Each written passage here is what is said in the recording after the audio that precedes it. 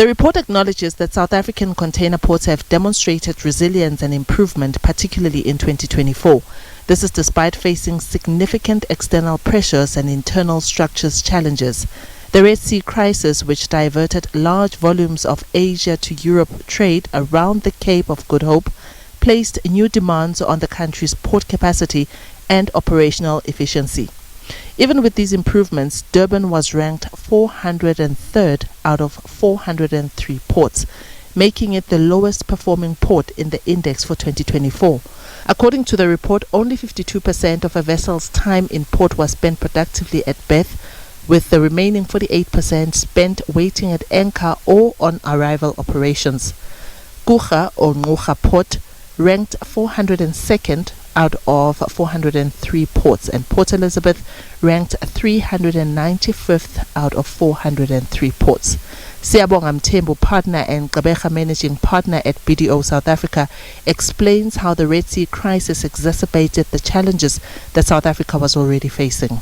It wasn't good. I mean, I think linking it again with the local issues that we are currently having, I mean, you combine the two, then it's almost I want to almost call it a disaster for us, because we're dealing with what we're dealing, and then we're dealing with in terms of our local issues, the infrastructure issues, the inefficiencies that I spoke about, and then now you're adding another additional issue. So it is something that had a negative impact on us as a country in terms of our performance. The South African Association of Ships Operators and Agents criticizes the report, saying it doesn't take into account the amount of capital expenditure that has been spent to improve operational efficiencies at the ports. Its CEO, Peter Besnard, refers to the work that Transnet has done so far as proof. We concede that there was a big vacuum where nothing was spent in the ports, and we went downhill, so to speak. But there has been a tremendous drive on the part of Transnet, and in particular the group CEO, Mrs. Michelle Phillips, to purchase new equipment, and I think she's still continuing in her efforts. It's a mammoth task. Not only is it port related, but it's a backup to the port in Transnet Freight Rail that they are trying to also turn around, and I'm pretty confident that that will happen in the not too distant future.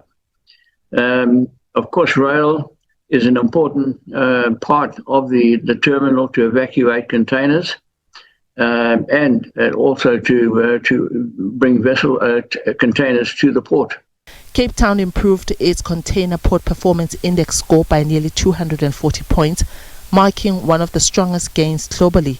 The index notes that the ranking for Cape Town has been significantly affected by longer vessel arrival times, meaning waiting times at anchor, while the time spent at berth did not change substantially between 2023 and 2024. Cape Town was noticed for showing great improvement. Cape Town recently bought in their ports 28 new cranes in the last 3 months, and those are coming online now, and there's been a market increase in the efficiency at the Cape Town ports. And as you said, just getting this efficiency is critical for South Africa's GDP and to create economic growth. I've been in meetings where Cape Town has been praised. They've been very proactive. We had quite a big delay of vessels in Cape Town, especially during this recent citrus season. But proactive and forward planning by the personnel in Cape Town made a world of difference. It's something that is to be likened and not brought the port down rather than elevated. Mthembu says despite the improvements made so far, it will still take some time for this progress to reflect in the index. Just because of, I guess, the damage that was created due to some of the issues we've had in terms of infrastructure, in terms of cable theft, in terms of mismanagement and all of that. So it's not something that we can fix over time.